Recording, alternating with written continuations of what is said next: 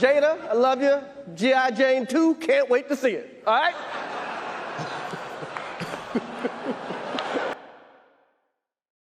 Hello viewers, old and new. Today we've got a topic that has come back ungracefully into the limelight, and that is the infamous Will Smith smackaroo.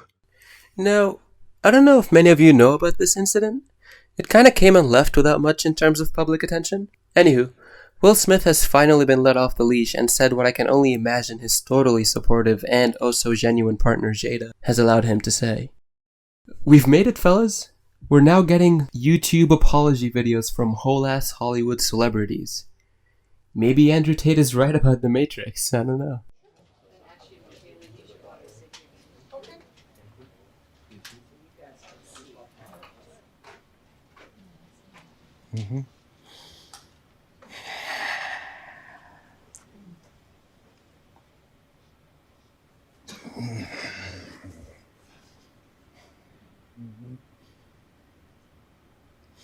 Why didn't you apologize to Chris in your acceptance speech? I was fogged out by that point. It's all fuzzy. I've reached out to Chris, and the message that came back is that he's not ready to talk, and when he is, he will reach out. So I will say to you, Chris, I apologize to you. My behavior was unacceptable, and I'm here whenever you're ready to talk. Okay, so this is pretty fair so far. He's taken accountability. He says he tried to reach out to Chris but still hasn't been able to make amends entirely. But the effort is there. Now I think this is the best course for Will. And if Chris never comes out and accepts Will's invitation for reconciliation, I don't think he should be blamed at all. What Will did to Chris that day is beyond disrespectful and damaging. And it's something that very well may stick with Chris Rock forever.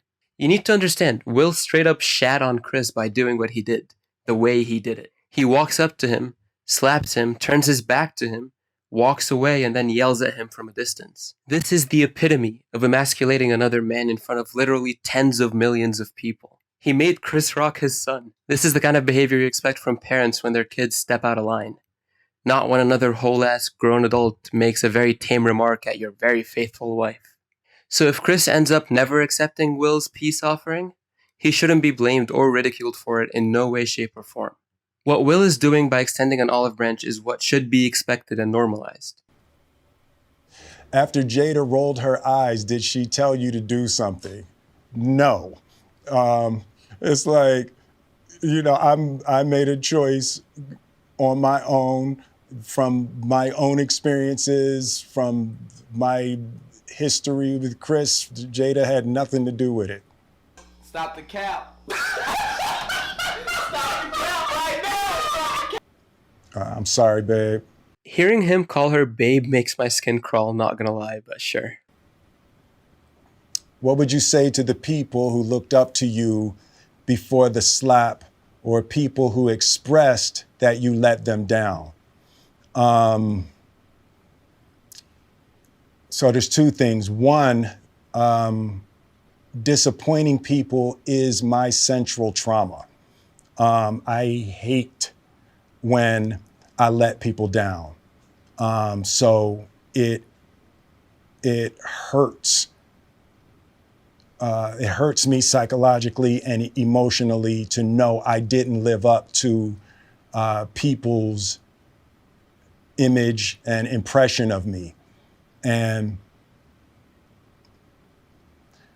the work I'm trying to do is I am deeply remorseful, and I'm trying to be remorseful without being ashamed of myself. Remorseful without being ashamed, huh? I don't think that works, really. Hear me out. What is remorse? It's the act of regretting making a mistake, right?